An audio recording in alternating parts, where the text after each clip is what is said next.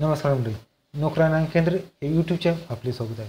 मित्रांनो, महाराष्ट्रामध्ये होमगार्ड भरती या ठिकाणी निघालेली आहेत. त्या भरतीचा ऑनलाईन फॉर्म कसा भरायचा याची A to Z माहिती आपण या व्हिडिओमध्ये पाहणार आहोत. यामध्ये जवळपास 9700 प्लस जागेची या ठिकाणी पदभरती असणार आहेत. यामध्ये मित्रांनो तुम्हाला कोणत्याही स्वरूपाची लेखी भरती नसणार आहेत. मात्र हा फॉर्म 10वी पास असलेले विद्यार्थी या ठिकाणी अप्लाय करू शकणार आहेत. ग्राउंड या ठिकाणी विद्यार्थ्याचं घेतलं जाणार आहे. त्याचबरोबर या ठिकाणी कोणतीही फी या ठिकाणी शासनामार्फत घेतली जाणार नाही. या व्हिडिओमध्ये A to Z माहिती आणि हा फॉर्म कसा भरायचा याची माहिती घेणार आहोत. त्याचपूर्वी तुम्ही चॅनल सबस्क्राईब करून बेल कनेक्ट दाबा.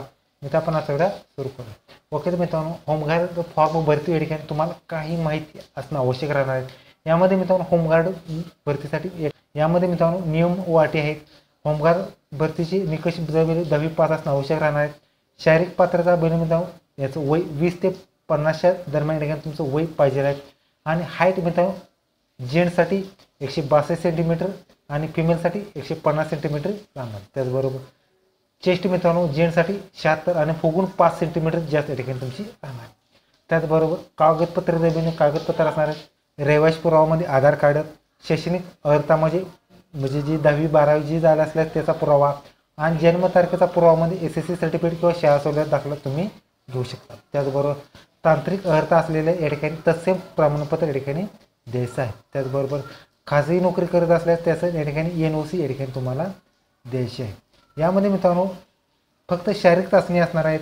शारीरिक चाचणीमध्ये या ठिकाणी धावणे असणार आहेत. मित्रांनो धावणीमध्ये पुरुषांना 1600 मीटर धावणे या ठिकाणी 20 गुण असणार आहेत. मात्र मित्रांनो 5 मिनिटं 10 सेकंदामध्ये तुम्ही जर पूर्ण केलं तर 20 गुण आणि त्यानुसार या ठिकाणी तुमचं जर वेळ जास्त झाला तर या ठिकाणी तुम्हाला 2 या ठिकाणी गुण या ठिकाणी तुमचे कमी असणार आहेत. मात्र 7 मिनिटं 30 सेकंदात जर तुमचं 0 मार्क या ठिकाणी तुम्हाला दिलं जाणार आहे.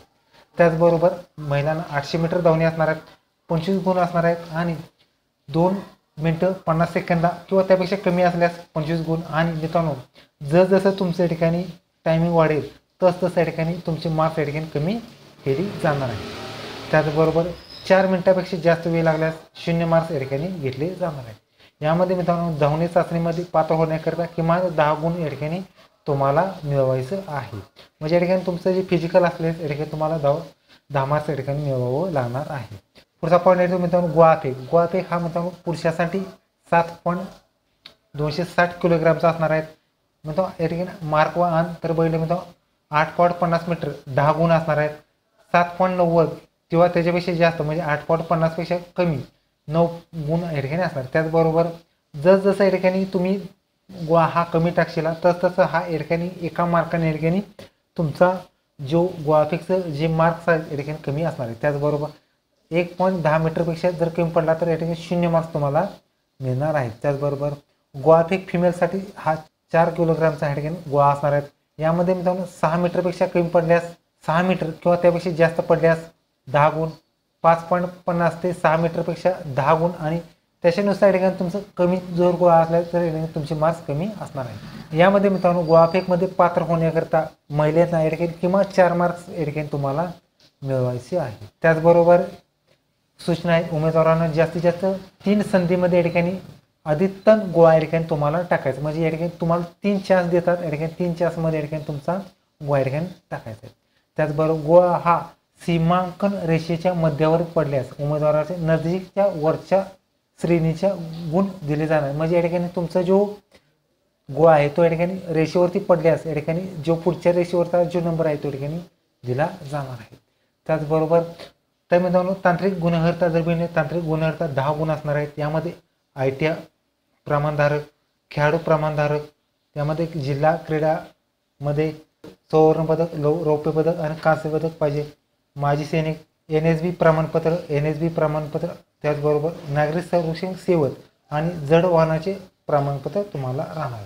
यामध्ये पूर्तता केल्यास या ठिकाणी अट 1 आहेत 2 गुण, दुसरी अट आहेत त्यांना 3 गुण, तिसरी अट आहेत त्यांना 4 गुण, चौथी अट पूर्ण केल्यास 5 गुण, 5वी अट पूर्ण केल्यास 7 गुण आणि 6वी अट पूर्ण केल्यास 8 गुण आणि सर्व अटी पूर्ण केल्यास 10 गुण याची या ठिकाणी असणार आहे. शारीरिक क्षमतेमध्ये पात्र ठरल्यानंतर तांत्रिक अर्थाचे गुण विचारात तुमचे घेतले जाणार आहेत. मित्रांनो या ठिकाणी जे शारीरिक चाचणीमध्ये या ठिकाणी तुमचं जे जे काही मार्क्स आहेत त्याच्यानंतर या ठिकाणी जे ॲडिशनल मार्क्स तांत्रिकशी या ठिकाणी घेतले जाणार आहेत. त्याचबरोबर ह्या सगळ्याचे डिटेल्स तुम्हाला महाराष्ट्र CDHG.go.in हा फॉर्म या ठिकाणी वेबसाईटतून फॉर्म भरायचा आहे. तर हा फॉर्म भरायचा कसा या ठिकाणी पाहणार आहोत. तर मित्रांनो हा फॉर्म भरण्यासाठी तुम्हाला या ठिकाणी होमगार्डची नोंदणी 2024 जी या ठिकाणी जाहिरातीची लिंक डिस्क्रिप्शन बॉक्समध्ये या ठिकाणी जे देण्यात आले. त्याचबरोबर या ठिकाणी वेगवेगळ्या जिल्ह्यानुसार तुम्हाला जाहिरात या ठिकाणी दिसेल. ज्या जिल्ह्याचं तुमचं वास्तव्य आहे त्या ठिकाणी तुम्हाला त्या जिल्ह्यानुसार या ठिकाणी तुम्हाला पदभरती करायचं आहे. यामध्ये मित्रांनो हा फॉर्म भरण्यासाठी HG एनरोलमेंट ऑप्शन क्लिक करायचं आहे. यामध्ये मित्रांनो त्याचं शेड्यूल असणार आहेत. ह्या ठिकाणी शेड्यूल आणि त्याचा ॲड्रेससुद्धा असणार आहेत. यामध्ये मेल आणि फिमेलची अटेंडन्सीसुद्धा या ठिकाणी घेण्यात आलेली आहे. त्याचबरोबर हा फॉर्म कधी आणि शेवट तारीखसुद्धा या ठिकाणी कमी जास्त पाहू शकता. त्याचबरोबर या ठिकाणी तुम्हाला हा फॉर्म भरण्यासाठी जी एनरोलमेंट ऑप्शन आल्यानंतर ऑनलाईन रजिस्ट्रेशन ऑप्शन क्लिक करायचं आहे. यामध्ये मित्रांनो तुमचा जो जिल्हा आहे तो ठिकाणी जिल्हा सिलेक्ट करायचा आहे. तो जो जिल्हा असेल तो ठिकाणी जिल्हा सिलेक्ट करा. युनिट झोन जे आहे ते युनिट झोन या ठिकाणी सिलेक्ट करायचं आहे. जे युनिट झोन आहे त्या ठिकाणी सिलेक्ट करा. पोलीस स्टेशन जे आहे ते पोलीस स्टेशनसुद्धा या ठिकाणी सिलेक्ट करायचे. त्याचबरोबर या ठिकाणी तुमचं फुल नेम या ठिकाणी लिहायचं आहे. आडनाव, स्वतःचे नाव आणि वडिलांचे नाव या ठिकाणी इंग्रजीमध्ये लिहायचं आहे. त्याचबरोबर जेंट्स मेल फिमेल या ठिकाणी लिहायचं आहे. त्याचबरोबर आधार कार्ड ह्या ठिकाणी आधार नंबर या ठिकाणी तुम्हाला महत्त्वाचा या ठिकाणी टाकायचा आहे. त्याचबरोबर एज्युकेशन आहे एज्युकेशन लिहायचं आहे. जे 10वी 12वी डिग्री PG जे असल्यास त्याचा तपशील लिहायचा आहे. त्याचबरोबर परमनंट ॲड्रेस तुमचा परमनंट ॲड्रेस आधार कार्डानुसार जो आहे तो या ठिकाणी लिहायचा आहे.